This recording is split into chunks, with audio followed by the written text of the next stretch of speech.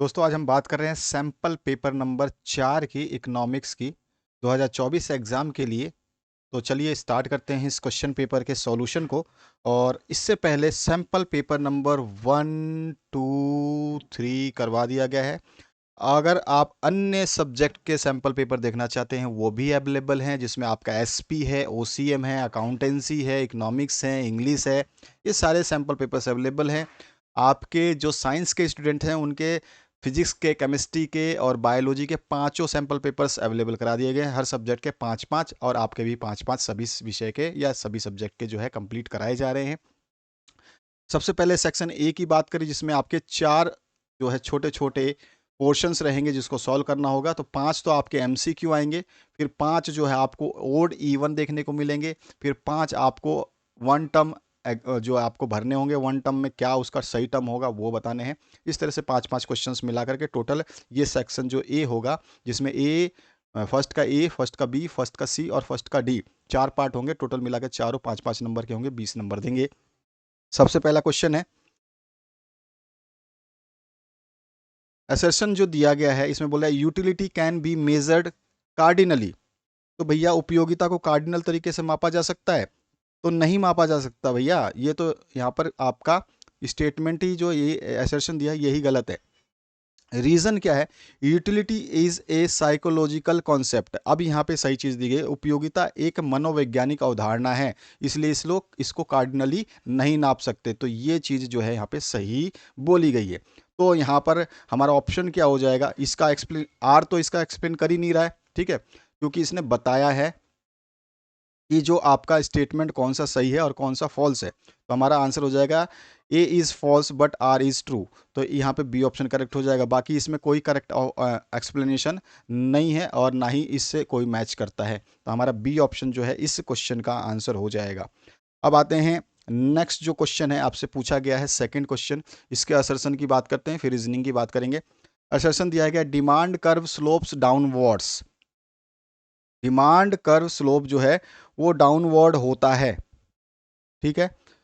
साथ ही साथ जो क्या बोला गया है,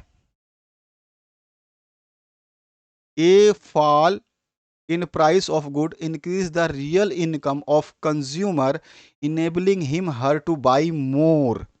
तो यहां बोला गया मांग वक्र जो है या मांग कर्व जो है नीचों की ओर झुका हुआ होता है। तो ये स्टेटमेंट सही है। चलो, a fall in price of goods increase the real income of consumer enabling his her to buy more. यानी कि बोल रहे हैं कि आपका जो आय, वास्तविक आय जो है वस्तुओं की कीमत के गिरावट के बाद में, fall in price of good, वस्तुओं की कीमत की गिरावट के बाद में जो है क्या देखने को मिलता है? उपभोक्ता की वास्तविक आय बढ़ जाती है, जिससे वह अधिक खरीदारी करने में सक्षम हो जाता है। बिल्कुल सही बात है भाई। वस्तु की कीमत बढ़ेगी। मेरे पास 10 रुपए हैं, पहले वो 10 रुपए की चीज़ एक ही आती थी, तो मेरी जो है वो रियल इनकम इंक्रीज नहीं हुई, वो उतनी ही रह गई, ठीक है। अगर वही वस्तु 10 रुपए की 10 आ गई, यानी कि वो 10 रुपए मेरे लिए बहुत ज़्यादा बढ़ गए, इंक्रीज हो गए, तो वो रियल इनकम बढ़ गई मेरी। और मेरे को उसको बढ़ने से क्या हो गया कि मैं बहुत ज़्यादा बाई कर सकता हूँ। तो ये fall in price of goods increases the real income of consumer enabling him her to buy more. यानी कि सही ऑप्शन है हमारा ये भी, ठीक है। तो यहाँ पर जो है आप कह सकते हो कि इसमें जो है both A and R are true and R is the correct explanation of A, ठीक है। तो यहाँ पर जो है आपका वही बोल रहा है कि डिमांड कर्व स्लोप्स डाउनवर्ड्स क्यों होता है, रीजन भी बता दिया, ये fall of price, due to fall of price. ये फॉल ऑफ प्राइस होगा तो इंक्रीज इन रियल इनकम हो जाएगी और इनेबल कर देगी बायर्स को बाई मोर के लिए। तो ए और बी यानी कि ए और आर दोनों ही सही हैं, और आर जो है ए को एक्सप्लेन भी करता है। यहाँ पे सी ऑप्शन जो है करेक्ट हो जाएगा हमारा कि A and R are true and R is the correct explanation of आपका ए, ठीक है। इसके बाद देखते हैं थर्ड क्वेश्चन। थर्ड क्वेश्चन जो है असर्शन रीजनिंग का।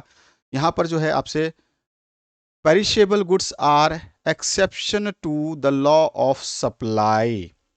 पेरिशेप्शन goods perishable goods are the exception to the law of supply. बिल्कुल सही बात है भाई। पेरिसेप्शन जो गुड्स होते हैं, पेरिसेबल जो गुड्स होते हैं वो एक एक्सेप्शन है, उसको भ्रांति बोलते हैं, अपवाद है लॉ ऑफ सप्लाई के लिए, ठीक है ना। तो ये आपका सही स्टेटमेंट है। खराब होने वाले सामान जो है, आपूर्ति का जो कानून है उसके लिए आप, ये अपवाद है, अपवाद मतलब एक्सेप्शन है। तो ये स्टेटमेंट बिल्कुल सही है। तो हमारा जो है, हम क्या बोलेंगे कि ये आपका जो ए है वो क्या है, सही है, ठीक है। तो यहाँ पर हमारा ए ऑप्शन तो सही है। Perishable goods are sold in greater quantities only at higher prices. अब ये बोल रहा है कि जो खराब होने वाली वस्तुएं हैं ये अधिक मात्रा में ऊंची कीमतों पर ही बेची जाती हैं। क्या ये सही स्टेटमेंट है? क्या ये सही स्टेटमेंट है? तो हम बोलेंगे नहीं, जो आपका आर जो है ये सही स्टेटमेंट नहीं है, ठीक है। जो खराब होने वाली वस्तु है अगर उसको ऊंची प्राइस में बेचेंगे तो कोई खरीदेगा नहीं, वो तो जल्द खराब होनी ही है। सस्ते कीमतों में बेचेंगे तो पेरिसेबल जो खराब होने वाली वस्तु है वो आसानी से बिक जाएंगी। तो ये स्टेटमेंट गलत है। अब यहाँ पर दूसरा जो रीज़न दिया है ये ए का ना तो कारण एक्सप्लेन कर रहा है, ठीक है, और ना ही कुछ बता रहा है, यानी कि इनका कोई संबंध नहीं है आपस में इस चीज़ का, ठीक है। लॉ ऑफ सप्लाई से इसके हायर प्राइसेस का कोई सप्लाई कोई कानून जो है नहीं बनता है। तो हमारा थर्ड का ऑप्शन हो जाएगा A is true but R is false only. तो A is true, A is true और एन और आर इज़ फॉल्स, यानी कि ए ऑप्शन ही करेक्ट हो जाता है। A is true, R is false. Question number fourth देखते हैं और इसके असर्शन को समझते हैं। Legal monopoly is created by registering a trade mark of product. और रीजन क्या दिया है, legal action can be taken against A competitive firm कॉपिंग A trade mark. यहाँ तो दोनों ही सही हैं भाई। देखो, legal monopoly is created by registering a trade mark of product. यहाँ बोला गया है कि जो आपका उत्पाद है उसको व्यापार चिन्ह, अगर उत्पाद के व्यापार चिन्ह को, ठीक है, ट्रेड मार्क को जो है, प्रोडक्ट प्रोडक्ट जो है उत्पाद है उसके व्यापार चिन्ह, ट्रेड मार्क जिसको व्यापार चिन्ह बोलते हैं, उसको हम कानूनी एकाधिकार बना सकते हैं अगर रजिस्टर करवा लें तो। बिल्कुल, अगर मेरा कोई, जैसे फोर्ड कंपनी है, फोर्ड का जो लोगो है वो फोर्ड ही यूज़ कर सकती है। टोयोटा का जो लोगो है वो टोयोटा ही यूज़ कर सकती है। जैसे मारुति का जो लोगो है तो वो मारुति ही यूज़ कर सकती है। तो वो मारुति क्या है, एक संस्था हो गई या एक एक व्यक्ति है, यानी कि उसकी मोनोपोली है, उसका सामान वही बेचेगी, अपने ही लोगों के हिसाब से बेचेगी। तो ये जो हम रजिस्टर कराते हैं ट्रेडमार्क, वो प्रोडक्ट के लिए जो हमें एक एकाधिकार देती है, जो कि हमारे को ये क्या बोल सकते हैं कि ये पंजीकृत कराने पर जो है हमारे को उत्पाद के लिए एक पर्टिकुलर साइन देती है। तो ये स्टेटमेंट बिल्कुल सही है। रीजन क्या है, legal action can be taken against A competitive firm कॉपिंग A trademark. बिल्कुल सही बात है।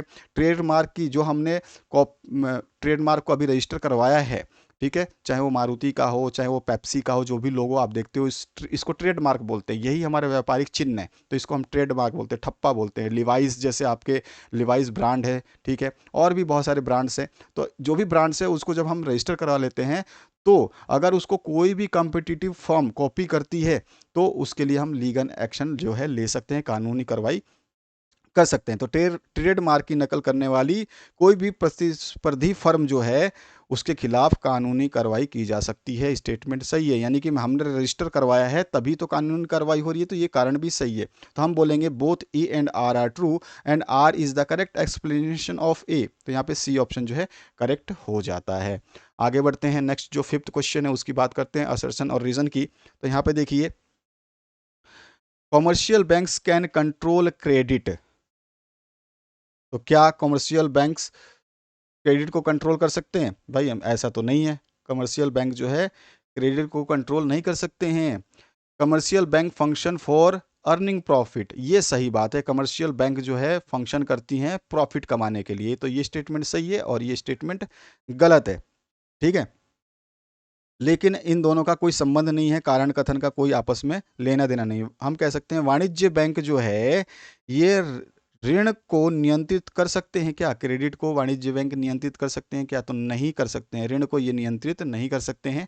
लेकिन वाणिज्य बैंक जो है ये क्या है, लाभ कमाने के लिए कार्य करते हैं। ये स्टेटमेंट सही है, ठीक है। तो ये कंट्रोल नहीं कर सकते हैं ऋण को और ये लाभ कमाने के लिए कार्य करते हैं, तो इनका आपस में कारण कथन का कोई लेना देना नहीं है, बस स्टेटमेंट हमें मिल गई है। तो हमारा जो स्टेटमेंट सही हो जाएगा वो क्या हो जाएगा कि हमारा जो ए है वो तो फॉल्स है, और आर जो है वो ट्रू है, तो ए और आर का हमारा बी ऑप्शन जो है करेक्ट हो जाएगा। अब हमारे को बी सेक्शन आ गया जो 5 अंक देगा, जिसमें ओड वन आउट करने हैं हमें। तो सबसे पहले हम बात करें टाइप्स ऑफ यूटिलिटी, तो फॉर्म, प्लेस और पोजीशन, ये तीनों यूटिलिटीज़ हो गई। सेटिस्फैक्शन जो है आपका यूटिलिटीज में नहीं आएगा, तो यहाँ पे ऑड हटा देते हैं। नेक्स्ट जो है आपका products having relatively in elastic demand, salt है, मेडिसिन है इन इलास्टिक है, और फ्लावर्स भी इन इलास्टिक जो है ये हो जाएगा। कंप्यूटर जो है आपका इसमें ऑड है। इसके बाद जो नेक्स्ट है फीचर्स ऑफ इंडेक्स नंबर, तो फीचर इंडेक्स नंबर क्या करता है, measure of relative changes in economic variable सही है, ज्योग्राफिकल टूल है सही है, और क्या है आपका, नहीं ज्योग्राफिकल टूल नहीं है भैया, ये स्पेशलाइज एवरेज है और स्टैटिकल डिवाइस है। यहाँ पर ज्योग्राफिकल जो टूल है ये आपका ऑड हो जाएगा, फीचर ऑफ इंडेक्स नंबर में नहीं है। और इसके बाद जो है आपका डेवलपमेंट फाइनेंशियल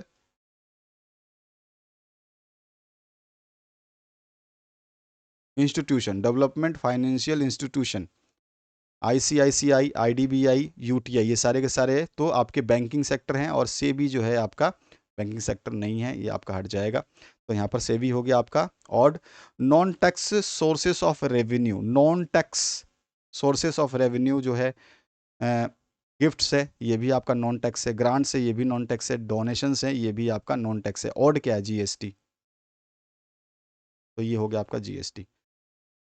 नेक्स्ट जो क्वेश्चन है कंप्लीट करने हैं कोरिलेशंस का, तो यहाँ पे इंडिविजुअल डिमांड आ जाएगा, ठीक है, यहाँ पे सिंगल आ जाएगा, कैपिटल एक्सपेंडिचर आ जाएगा, यूटिलिटीज़ में आ जाएगा, और एक्सपांसन ऑफ डिमांड आ जाएगा। तो ये सारे के सारे मैंने फिलअप करे हुए हैं, तो आप जो है इन फिलअप्स को इस तरह से तैयार कर लोगे, ठीक है। इसमें तो कुछ समझाने वाली बात नहीं है, तो आपको सारे को पता होगा तभी आप भर सकते हो, तो आपको थोड़ा सा ध्यान रखना है। तो मोनो यानी कि सिंगल, और पोली मतलब सेलर, ठीक है, तो ये आपको पता ही है सब कुछ, तो इसमें तो कुछ समझाने वाली बात नहीं है। तो ये इसका आंसर हो जाएगा, ये भी आपका आंसर हो गया, इसे इसका भी आंसर हो गया, और ये भी इसका आंसर हो गया। गिव एन इकोनॉमिक टर्म, तो सभी के इकोनॉमिक टर्म लिख दिए है। Utility derived bye market pot from clay, इसको बोलते हैं हम फॉर्म यूटिलिटी, ठीक है। तो इस तरह से हमको एक टर्म जो है बतानी है, ये मैक्रो इकोनॉमिक्स हो जाएगा, ये branch of economics that study relation for fluctuations in national income, तो मैक्रो इकोनॉमिक्स में आ जाता है। A bank that acts as a custodian of foreign exchange reserve, तो उसको हम बोलते हैं आरबीआई, ठीक है, आरबीआई लिख दोगे, सेंट्रल बैंक लिख दोगे, एक ही बात है। और यहाँ पर आ जाएगा cost incurred per unit of output, average cost हो जाएगा, और आपका जो फिफ्थ है उसका हो जाएगा प्राइस इलास्टिसिटी ऑफ डिमांड। तो इस तरह से हमारे ये वन टर्म में हमारे को जो टर्म लिखने थे ये टर्म लिख दिए। अब जो नेक्स्ट क्वेश्चन है सेकंड, इसमें एनी थ्री करने हैं आपको। पहले इससे पहले वाले सारे वीडियोस में इंस्ट्रक्शंस बता चुका हूँ कि कैसे कैसे करना है। तो यहाँ पर जो है आपको 5 क्वेश्चंस मिलेंगे। इन 5 क्वेश्चंस को पढ़ने के बाद में इसमें से कोई भी 3 अटेम्प्ट करोगे, सारे क्वेश्चंस 2-2 नंबर आपको देंगे।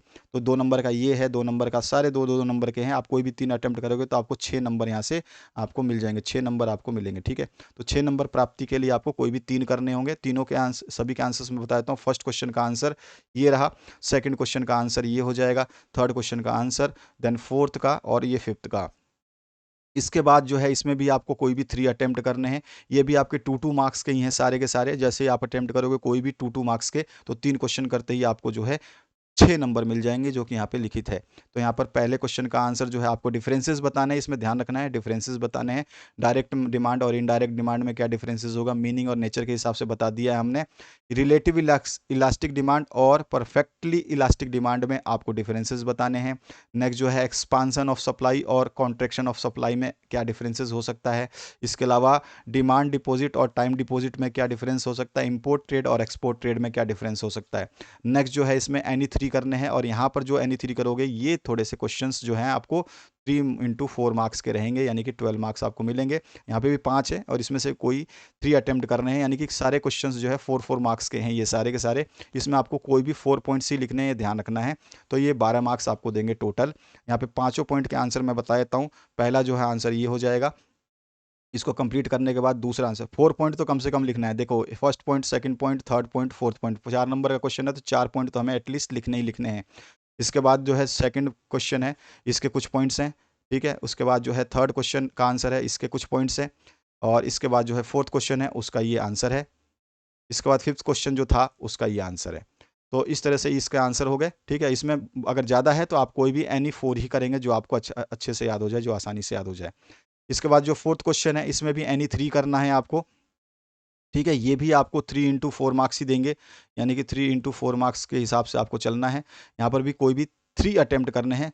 तो यहाँ पर आपको जो है स्टेटमेंट एग्री करोगे तो भी आपको आपको जो है रीज़न बताना होगा। अगर स्टेटमेंट को डिसएग्री करोगे तो भी आपको रीज़न बताना होगा। तो पांचों स्टेटमेंट में से कोई 3 को आपको करना है। पहला स्टेटमेंट एग्री है तो उसका रीज़न बता दोगे, दूसरा स्टेटमेंट एग्री है तो भी रीज़न बताओगे, अगर डिसएग्री है तो भी रीज़न बताओगे। तो आपको तीसरा क्वेश्चन हो गया और ये चौथे क्वेश्चन का आंसर है। ठीक है, और ये फिर पांचवें क्वेश्चन का आंसर है। तो इस तरह से पांचों क्वेश्चंस का आंसर मैंने दिए। क्वेश्चन सारे करवाए हुए हैं, आपको कोई भी 3 से 4 ही लिखने हैं। मैंने यहाँ पे जितने भी लिखे हैं जरूरी नहीं है कि आप पूरे लिखो, जो आपको समझ में आता है उतना ही लिखना। नीचे मैं नोट इसीलिए प्रोवाइड कर रहा हूँ ताकि आपको समझ में आए कि कोई भी आपको 4 ही पॉइंट लिखने हैं, तो ये चीज़ आपको ध्यान रखनी है। ठीक है, तो ये हो गया आपका सोल्यूशन। आगे बढ़ते हैं नेक्स्ट पार्ट की तरफ। जो पांचवा क्वेश्चन है ये आपका एनी 2 करोगे तो 2 करते ही आपको 4 मार्क्स के हिसाब से जो है इसमें नंबर मिल जाएंगे।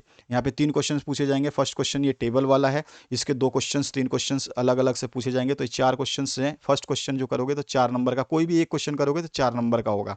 तो 3 क्वेश्चन में से कोई भी 2 क्वेश्चन ही आपको करने हैं, कोई भी एनी 2 करने हैं। तो फर्स्ट क्वेश्चन तो ये हो गया जिसका टेबल है और इसके ये क्वेश्चन हैं। सेकेंड क्वेश्चन ये हो गया आपका जिसमें ग्राफ है और इसके कुछ क्वेश्चन है, एक एक नंबर के हैं सारे के सारे।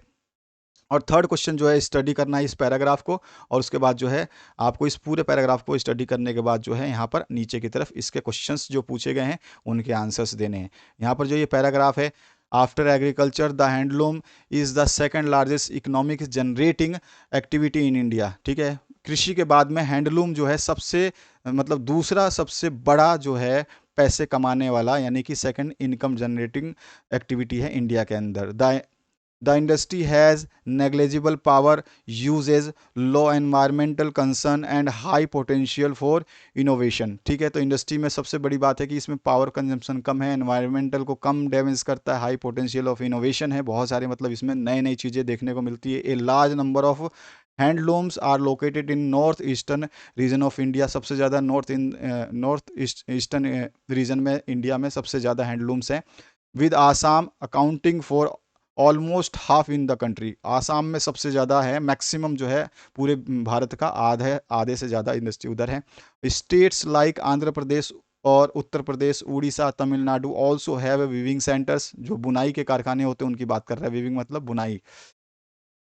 India exports handloom products to more than 20 countries in the world. और यही जो हम यहाँ से एक्सपोर्ट करते हैं उन्हीं को वो ठप्पा लगा के लिवाइस के नाम से 5-5 हज़ार का बेचते हैं, और जो हम यहाँ पे 500 रुपये में भी नहीं खरीदते हैं। Some of the top importers are the US, the UK, Spain, Australia, Italy, Germany, France, South Africa, Netherlands etcetera. ये सारे के सारे टॉप ऑक्स जो है हमारे से ये हैंडलूम खरीदने वाले देश हैं। US is the biggest importer of handloom products from India. सबसे बड़ा जो है वो यूएस है। Consistently the top importer for the past 8 years. और लगातार 8 सालों से ये टॉप जो है इम्पोर्टर रहा है। During 2021 the country imported handloom products worth 613.78 crore US dollar, जो है 83 मिलियंस हो जाएगा। The exports to the UK which was second largest importer of handloom from India during 2021 increased by 9.7% to 1.402 crore. तो यहाँ पे आप भी देख सकते हो इतना करोड़ बढ़ जाता है 9.7%, तो यानी कि 19 million dollar from 123.13 crore during this year. ठीक है, तो ये इतने 1920 में जितना था उससे 9% बढ़ करके 2021 में इन्होंने इम्पोर्ट किया था। अब यहाँ पर जो है कुछ क्वेश्चन है। Name the state which handloom centres are located numerously. तो अभी हमने पढ़ा था पैराग्राफ में। नेम द कंट्रीज और continent to which have India exported handloom products. बहुत इजी सा क्वेश्चन है, सारे हमने पढ़े हैं। और write in brief about India's handloom export trade with US. US के बारे में हमने अब देखा था, अभी सबसे ज़्यादा लार्जेस्ट है और कितने परसेंटेज है, कितने डॉलर उसने इन्वेस्ट किए हैं, ये बस इसमें बताना है। इसका आंसर मैं नीचे बता देता हूँ। पहला जो फर्स्ट क्वेश्चन था जो टेबल वाला, ऊपर की तरफ चलिए, ये जो पहला टेबल था इसको हमने नीचे कंप्लीट किया हुआ है। इसके 4 क्वेश्चंस हमें करने थे, ये वाला, ये वाला, ये वाला और ये वाला। इन चारों क्वेश्चंस को किया हुआ है, फिर सेकंड क्वेश्चन को किया हुआ है, थर्ड क्वेश्चन को भी किया हुआ है। तो फर्स्ट क्वेश्चन का आंसर तो ये हो जाएगा, ठीक है। सेकंड क्वेश्चन का आंसर आपका ये हो जाएगा, और थर्ड क्वेश्चन जो हमने अभी अभी पढ़ा था पैराग्राफ, उसका आंसर ये हो जाएगा। नेक्स्ट जो सिक्स्थ क्वेश्चन है, ये आपके बड़े रहते हैं, 3 क्वेश्चन में से कोई भी आपको 2 ही करने होंगे, और ये बड़े क्वेश्चंस होते हैं, यानी कि आप 2 क्वेश्चंस करोगे तो 8 मार्क्स का एक क्वेश्चन हो गया। तो 2 इंटू 8 इक्वल्स टू 16 मार्क्स, और यहाँ पे तीनों में से कोई भी 2 ही अटेम्प्ट करना है। पहले क्वेश्चन के आंसर की बात करें, डिटर्मिनेंट्स ऑफ डिमांड, तो उसके आंसर्स जो है आप यहाँ से लिख सकते हैं, ये सारे के सारे इसके डिटर्मिनेंट्स हैं। तो यहाँ पर जो है 4 पॉइंट, थर्ड, फोर्थ, फिफ्थ, और ये सिक्स्थ, फिर सेवन्थ, एट्थ, नाइन्थ, इस तरह से हैं। आपको एटलीस्ट 8 पॉइंट लिखने हैं, ठीक है। 8 नंबर का क्वेश्चन है तो 8 ही पॉइंट आपको लिखना है, ये ध्यान रखना है। इसीलिए मैंने यहाँ पे आपको बता रखा है, कोई भी जितने नंबर है उतने ही पॉइंट लिखिए बस। सेकंड क्वेश्चन का आंसर जो है आपका ये हो जाएगा, ठीक है। इसमें ये डायग्राम बन जाएगा आपका, ठीक है। और यहाँ पर ये पूरे डायग्राम को जो है आप एक्सप्लेन कर दोगे, ये पूरा का पूरा एक्सप्लेन करते हुए जाओगे, तो ये आपका कंप्लीट हो जाएगा। उसके बाद थर्ड वाला पार्ट है, उसको भी आप करना चाहें तो उसको भी कर सकते हैं। मैंने सारे पार्ट करवा रखे हैं आपको, तो आपको घबराने की ज़रूरत नहीं है। A to Z सॉल्यूशन मिलेगा आपको, हर सब्जेक्ट का sample paper with solution available है, ठीक है।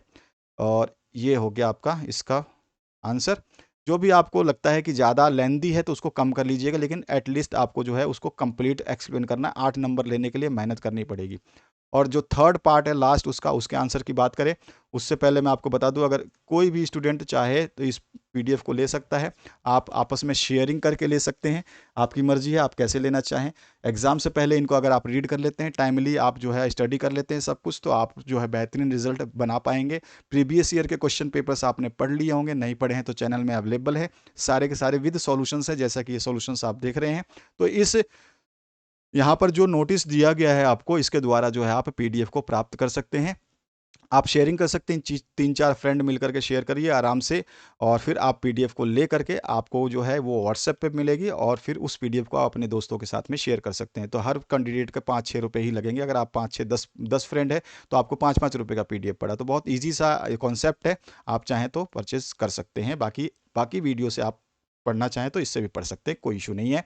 यहाँ पे थर्ड जो क्वेश्चन है इसका ए पार्ट ये रहा, ठीक है, जिसमें हमने meaning and nature of expenditure बता देंगे, और उसके बाद जो है क्लासिफिकेशन ऑफ पब्लिक एक्सपेंडिचर को डिस्क्राइब कर देंगे। तो ये हो गया आपके सॉल्यूशंस। इनको नोट कर लीजिए, पढ़िए अच्छे तरीके से, याद करिए, सारे सब्जेक्ट्स अवेलेबल हैं, और प्लेलिस्ट आपके सामने आ रही है, इसको ज़रूर चेक करिएगा। इस प्लेलिस्ट के माध्यम से आप अपनी तैयारी को बेहतरीन बना सकते हैं। इसमें सारे सॉल्यूशंस अवेलेबल है जो कहीं पर भी आपको नहीं मिलेंगे, डिटेल सॉल्यूशंस हैं और सारे क्वेश्चंस करवाए गए हैं। Thank you very much, have a good day.